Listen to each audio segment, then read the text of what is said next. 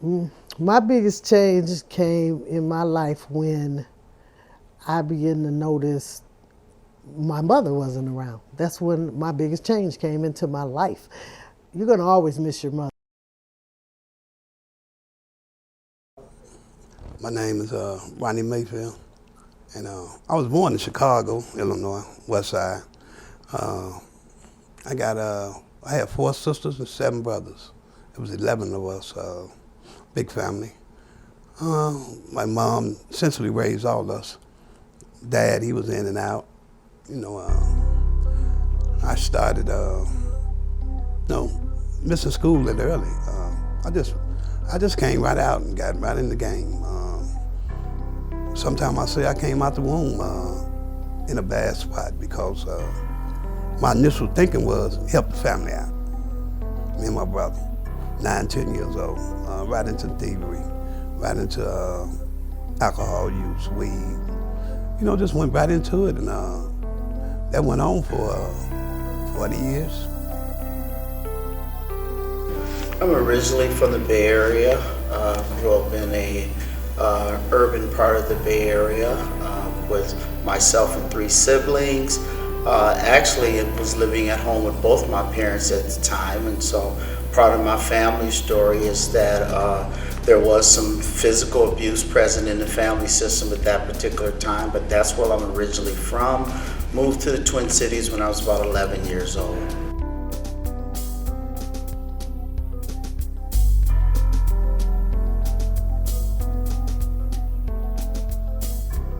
When people started hitting on me, when men started hitting on me, when women started telling me that I couldn't stay at their house and they would jump on me. I don't want to do this, guys. But at this particular time in my life, I was pretty much figuring life out on my own.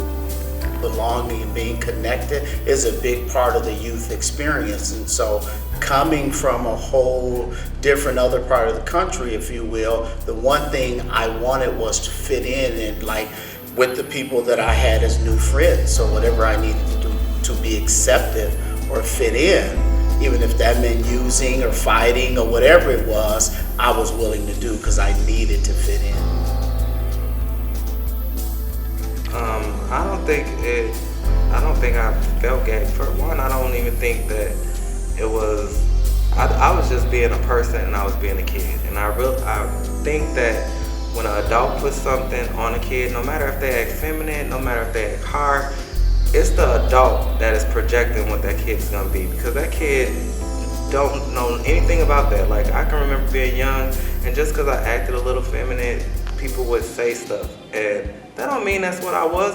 I mean, everybody always equate gay to sex, and it's so much more than that. What I was doing, especially, a lot of members in my family, I was hurted because some things that my husband did, that they didn't like, but was taken out on me. But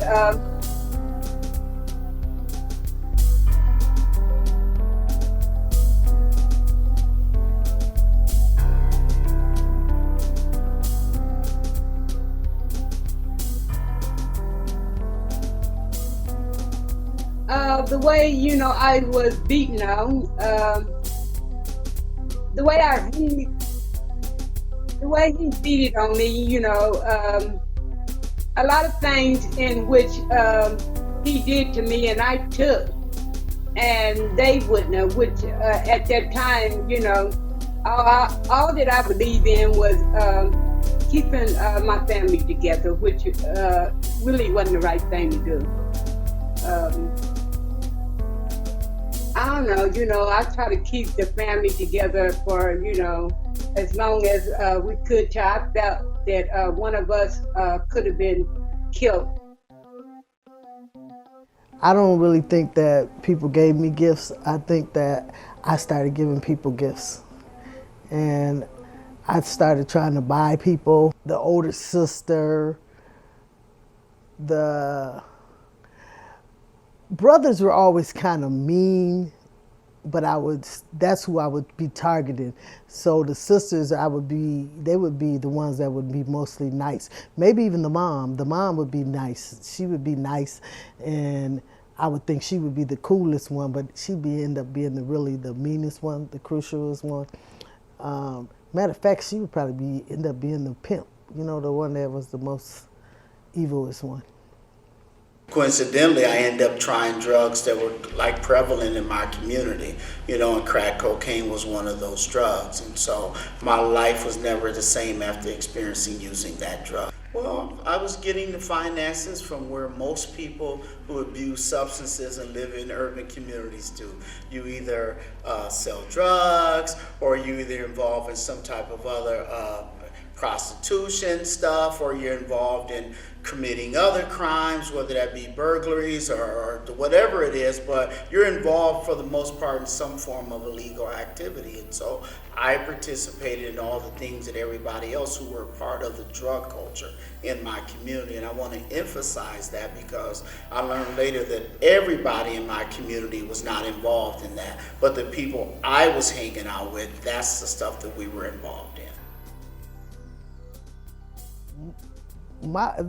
Mostly everybody that I encountered through my journey turned on me.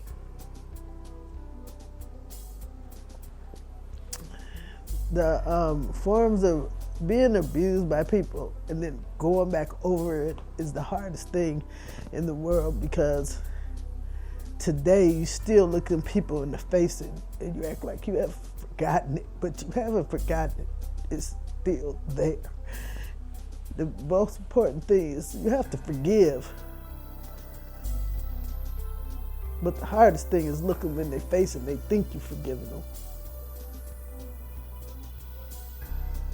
But the best thing is to look at them in their face and say that I'm still standing.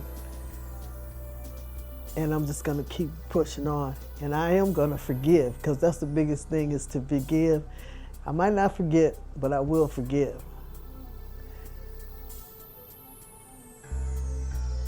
I have people that care about me now.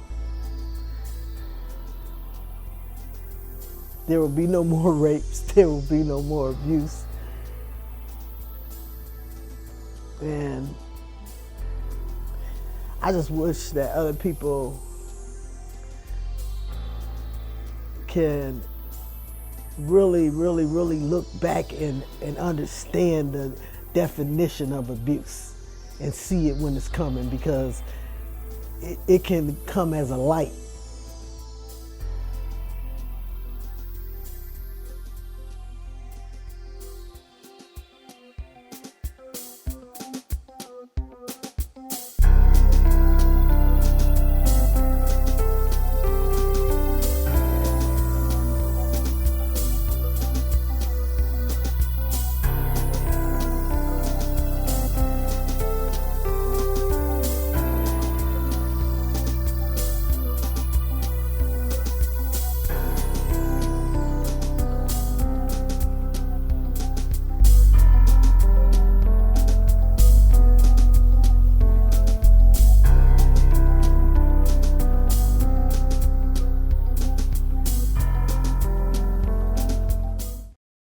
This project is supported in part by an award from the National Endowment for the Arts, on the web at arts.gov.